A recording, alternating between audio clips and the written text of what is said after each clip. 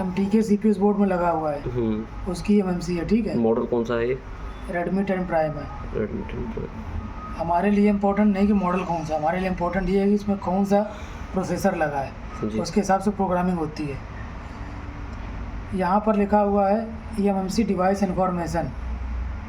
ठीक है, ये IC की इन्फॉर्मेशन है, ये जो ऊपर लिखी है MMC का CID नंबर, CSD नंबर, ये IC के अंदर की कॉन्फ़िगरेशन बता रहा है कि ये सैमसंग, इसका मैन्युफैक्चरर जो है वो सैमसंग है। IC का जो नाम है वो है KMDP 6001DA B425 64 GB की है। ठीक है, BGA 254 है। इस IC का प्रोडक्ट नेम है DP6DAB।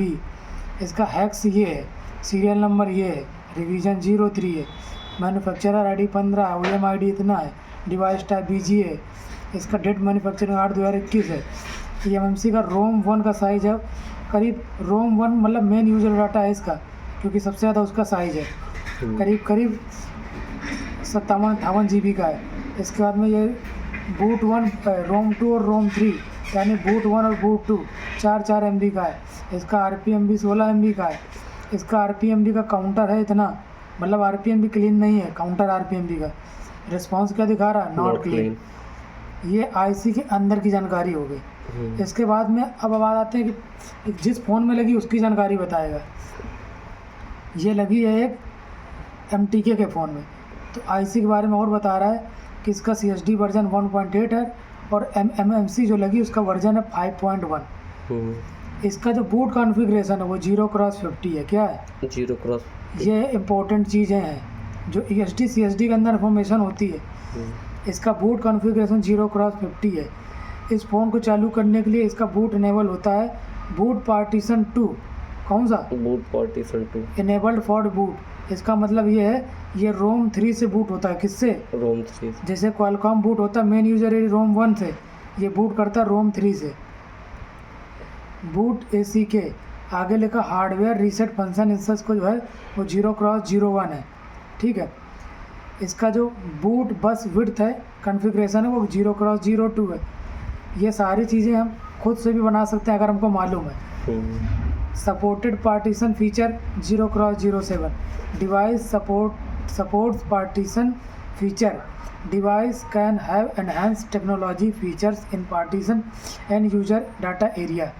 ये इन्फॉर्मेशन सारी बता रहे हैं कौन सी टेक्नोलॉजी उन्होंने यूज करी है। इसके अलावा अभी तक एक बार भी IC रीपार्टीशन नहीं हुई है और हो भी नहीं सकती, क्योंकि ये सैमसंग की IC है, इसमें रीपार्टीशन नहीं होता है। SK हाइनिक्स की IC में रीपार्टीशन हो जाता है।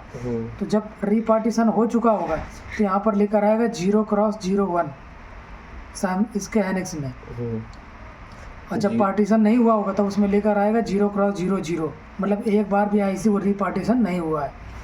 अगर रीपार्टीशन हो गया होगा तो 0x01 हो जाएगा यहाँ पे 01। लेकिन एक ही बार प्रोग्राम होती है SK हाइनिक्स की, ये हमारी सैमसंग की है।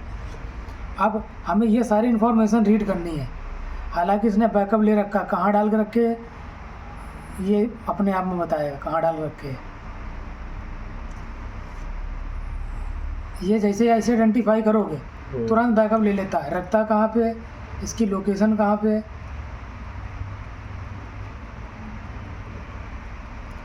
कहाँ पे जा रही है। EasyJet प्लस के बैकअप के अंदर ESD CSD के अंदर जा रही है। कहाँ पे जा रही है? ESD CSD बैकअप के अंदर। ठीक है, जैसे IC आइडेंटिफाई करेगा, ये देखो पड़े 10:38 पे हमने IC को आइडेंटिफाई किया था। ये इन्फॉर्मेशन पूरी पड़ी हुई है। 10:38। हम इसको मैनुअली भी रीड कर सकते हैं। कैसे?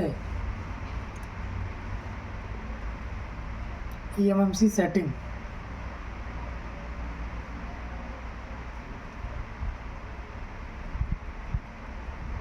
वेंडर, यहाँ से ऑटोमेटिक इसने रीड कर लिया। ठीक है, इसके अलावा अगर हमको रीड करना है तो इसको हम क्लोज करेंगे। हम जाएंगे ओल्ड MMC टूल में।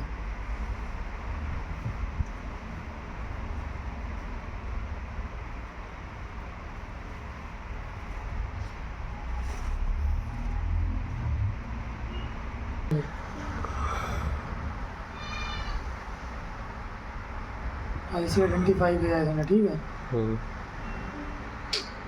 इन सब में सेशन देख लिया।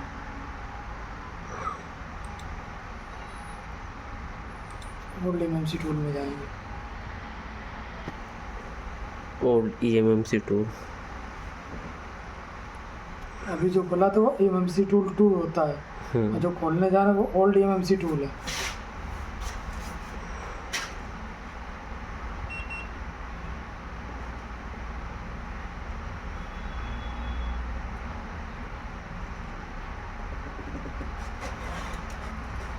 यहाँ से हमने वोल्टेज 1.8 वोल्ट किया।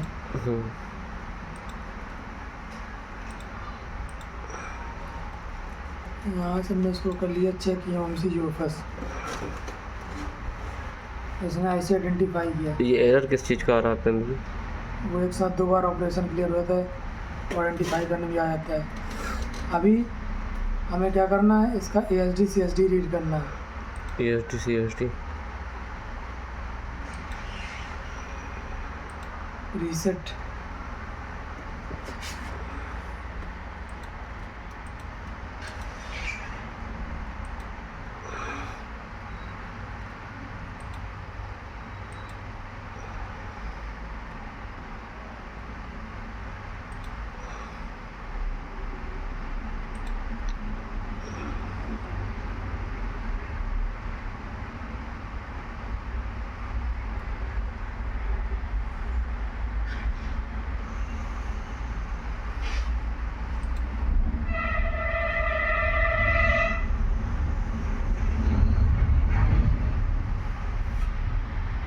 हम यहाँ से कोई भी पार्टीशन रीड करेंगे उसके साथ ऑटोमेटिक ASD CSD उसके अंदर रीड होगा। हम यहाँ पे एक फोल्डर बनाएंगे B के अंदर,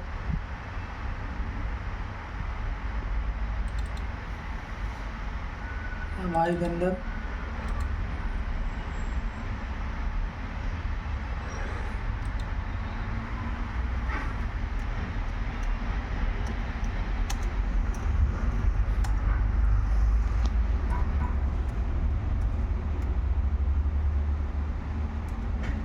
ये हमने फोल्डर बना लिया।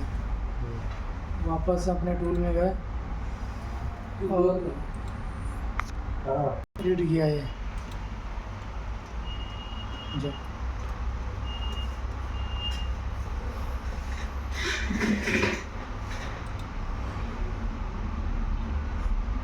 वन GB का रीड करेंगे तो ESD CSD इसमें ऑटोमेटिक ले लेगा।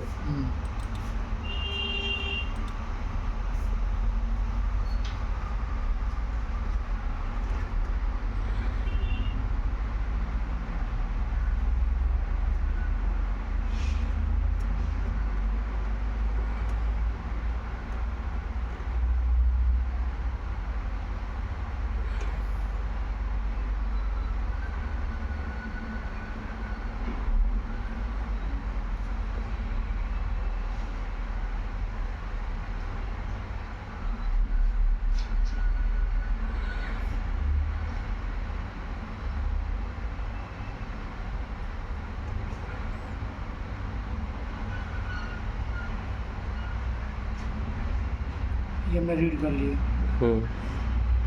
इसके बाद हम जो इम्पोर्टेंट चीज़ है इसमें रीड करने वाली, वो हम जाएंगे रीड बाय वेंडर, उस टूल से कर सकते हैं लेकिन हम इस चीज़ दिखाई दे रहे हैं।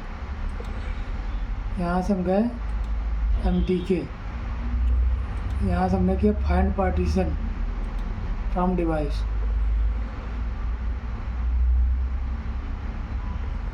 सारे पार्टीशन इसने शो कर दिए है। लेकिन इसमें प्राइमरी GPT नाम से पार्टीशन हमको नहीं दिख रहा है। दिख रहा है कहीं पे?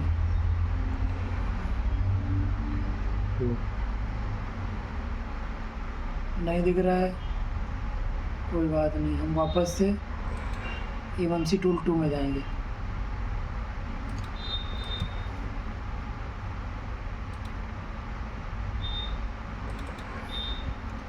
ये पड़ा है इसका ASD CSD पड़ा हुआ लिखा हुआ सामने।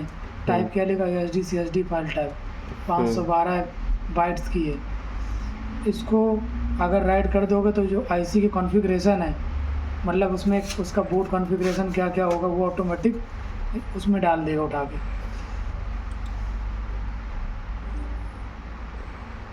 इससे 2 बार क्लिक होता है ऑटोमेटिक। माउस से।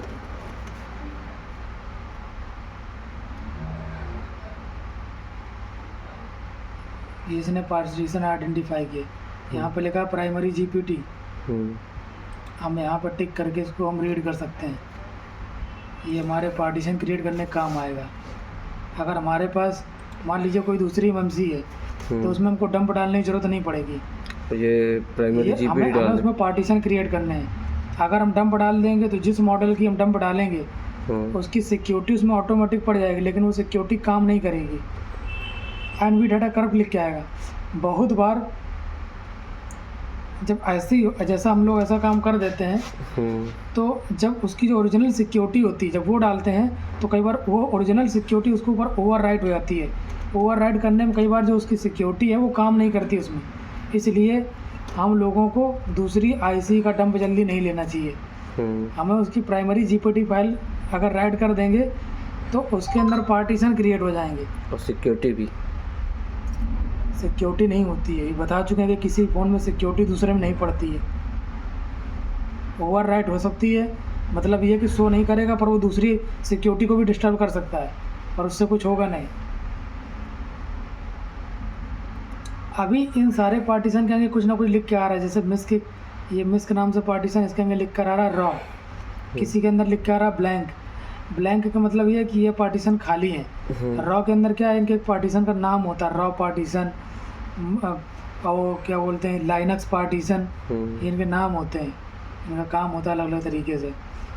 हमने क्या किया, प्राइमरी जीपीटी फाइल इसके रीड कर लिए। हमें इसमें कुछ करना नहीं था, हमें खाली दिखाना था। ये इसके सारे पार्टीशन नेम है।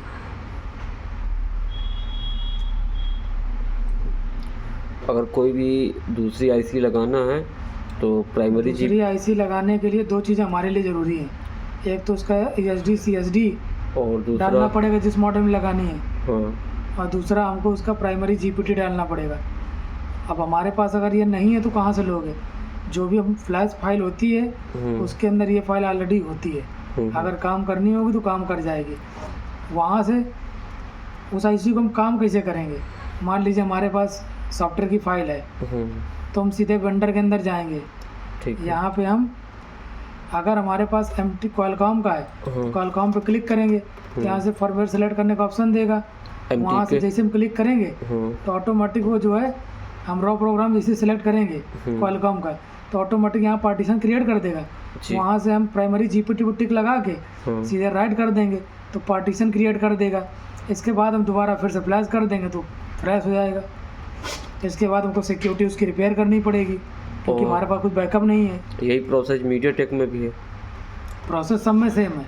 अगर हमारे पास किसी आईसी का बैकअप, किसी फ़ोन का बैकअप नहीं है तो हमें ये पता होना चाहिए कि हम इसकी ग्लोबल फाइल में सिक्योरिटी रिपेयर कर पाएंगे कि इंजीनियरिंग फाइल में। अगर उसकी इंजीनियरिंग फाइल है तो पहले हम इंजीनियरिंग फाइल डालेंगे, पहले हम सिक्योरिटी रिपेयर करेंगे, इसके बाद हम ग्लोबल डालेंगे। ग्लोबल डालने के बाद जो दिक्कत फंसेगी एनवी डाटा करप्ट या जो भी मैसेज लेकर आएगा उसका हम सॉल्यूशन करेंगे, फ़ोन चालू हो जाएगा। जी।